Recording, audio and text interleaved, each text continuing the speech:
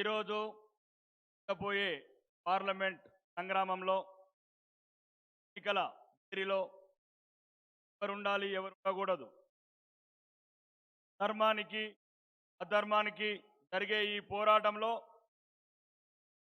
ఈరోజు విషయాలని పెద్దలు మాట్లాడతారు. ముఖ్యంగా జగిత్యాల ఉండాలా, జగిత్యాల ధర్మం ఉండాలంటే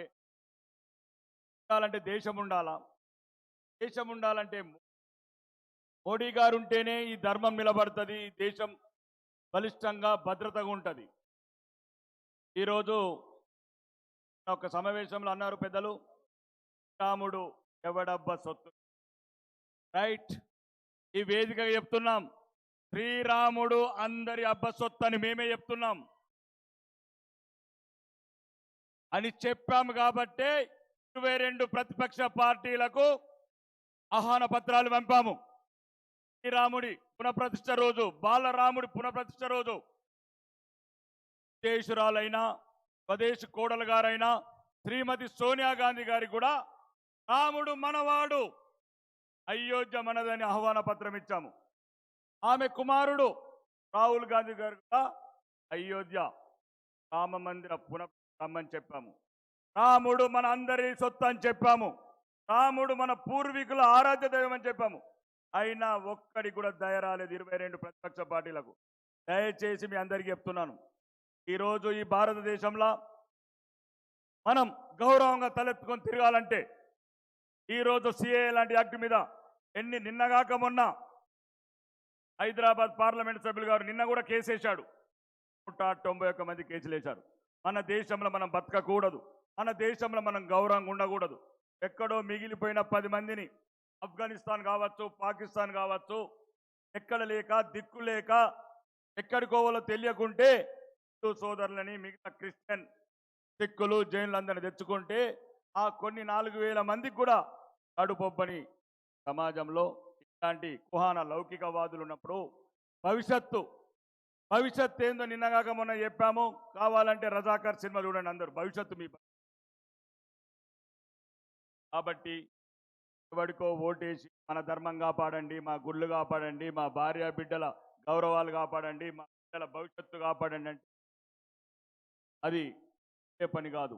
ఈరోజు జరిగే ఎన్నికల్లో దేశం ఉండాలా, దేశంలో ధర్మం ఉండాలా, మనమందరం గౌరవప్రదంగా బతకాలంటే ఒకటే ఒకటి మనందరికీ ఈ కమలం గుర్తే మనకు రక్ష.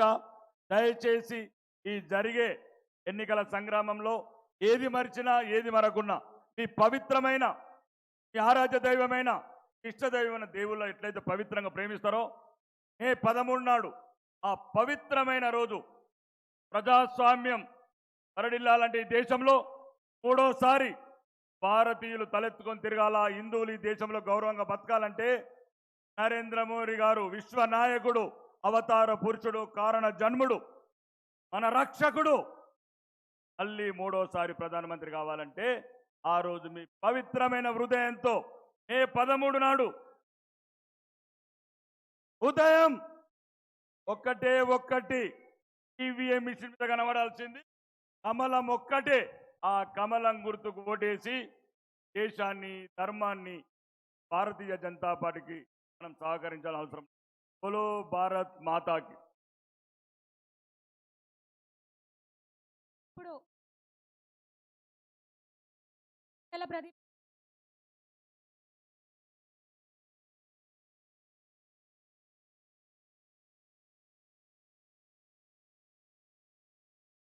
సంకల్ప సభకు అధ్యక్షత వహిస్తున్న పెద్దలు